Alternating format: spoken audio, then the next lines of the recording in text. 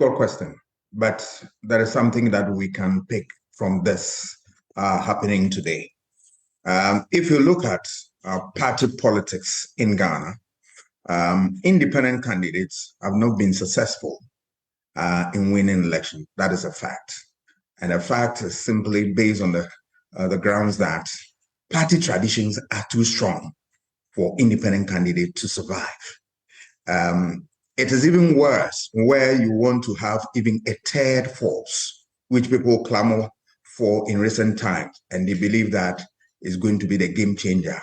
I'm afraid when you have a two-party system, such as United States, Britain, Canada, the rest of them, the other parties are what Huntington and Co. call a quarter party or draft parties. Let me put it that way. So the dominant parties are very strong, unless, of course, you have a multi-party system where the political parties have equal strength, equal resources to be able to win power. But that one, they don't even form a government exclusive to themselves.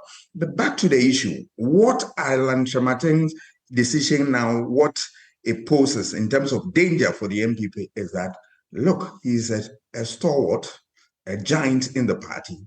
And that if you look at it vis-a-vis the issue of the fact that we are talking about a first past the post electoral system where one vote can move you from a candidate to a president, then a cause for worry for the NPP, because there is absolutely no doubt that he's a giant. He's going to move a lot of people along, and those people are going to cause the party the more. You recall when we saw the Reform Party, which came as a protest party in 2000, where NDC lost marginally, especially their stronghold. You realize that reform was the main cause of their defeat. So if you are going to have Alam Tremating, a giant like this, a very credible person, a very solid man, a founder or one of the founders of the party, going out, and you have giants like what? SK Wafu, from the two from Ashanti region, and Tremating also having tentacles in Central region, one of the swing constituencies of all times, and one of the biggest constituencies in Ghana, that's Ashanti region. Then NPP, they are in for trouble, I must say. Yeah, and you make that point about independent candidates, and you're right. They have had a poor showing in our electoral history, except that I must submit, we've not had an independent candidate in the stature of Alan Chamating, and then that may pose a significant challenge. And Alan Chamating doesn't need to win. He just needs to claw a bit of the votes that the NPP will traditionally have expected to claw in the 2024 elections.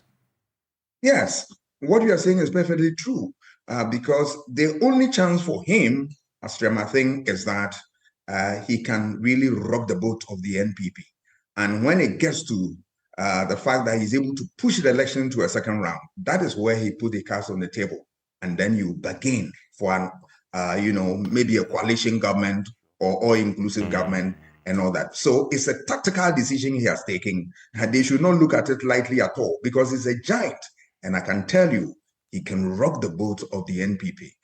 Because you have done the analysis. If you look at the Shanti region, you can win as an NPP you need beyond 70%. If that vote comes down and NDC is able to get 30%, they are home and dry. Remember that he can also cause an upset in Central region. That is one of his home constituencies. And of course, the account factor, there's no doubt it will play out in Eastern region and the rest of them. There are floating voters, people who think along the lines of Tremating, believing that he has been given a raw deal, for which reason they want to really punish the party. I tell you, he can pull a lot of surprises. It is. We're waiting to see what the NPP says. But how should they handle this going in? They would have known that this was going to happen today. I'm pretty sure as we speak, so they are planning, trying to deal with the fallouts of this. How should the NPP deal with this?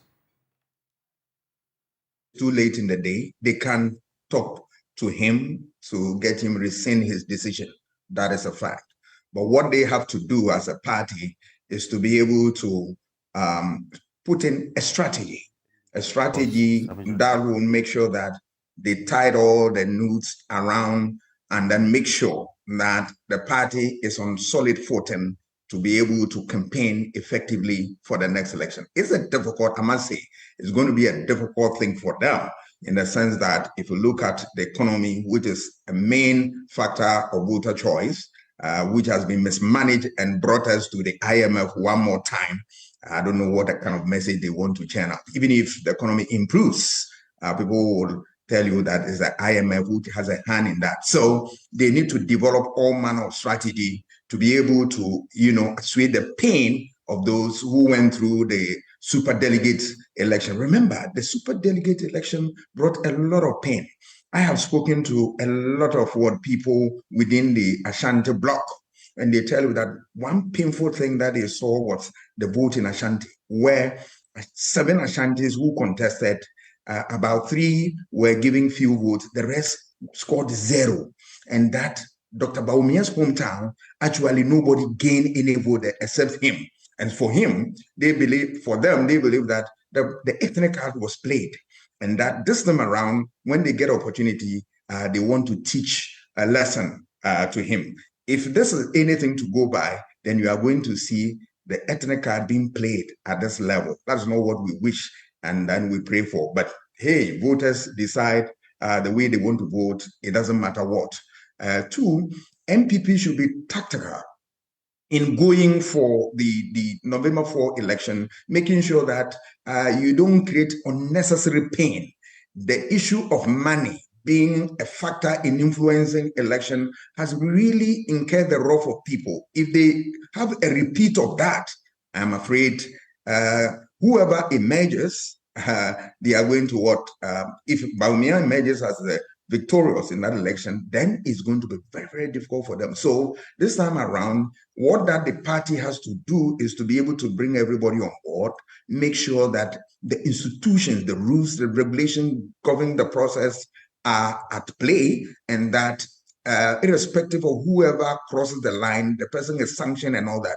When you people see this, that the whole system is not working in favor of one person, then you are likely to pick the pieces together and reorganize. Otherwise, you are likely to have a difficult, because the Ashanti forces within the NDC bloc, the NPP bloc, are ready to give them a showdown, especially in support of Alan Chematin, which they think that he has been shortchanged for all the years that he has struggles, toil for the party and all that, all the compromises he made in support of Nana for the last election. He received nothing. And especially the region has also received nothing meaningful. It ties in with what Mr. Akwa is saying about what the Ashantis feel, except the few people who believe that, yes, they want to take certain position. For that reason, they are not so keen about protecting the interests of Ashanti. But I tell you, without fear of contradiction, and that the Ashantis on the ground are very, very livid. And they believe that if these things are not kept in a way, what I am hearing, if it is anything to go by, they want to make sure that, yes, you don't win and we don't win. And then we start afresh and a new party is born. And then we pick up the pieces from there. If that is going to be the strategy, then I can tell you, MPP is in to have their fingers bent.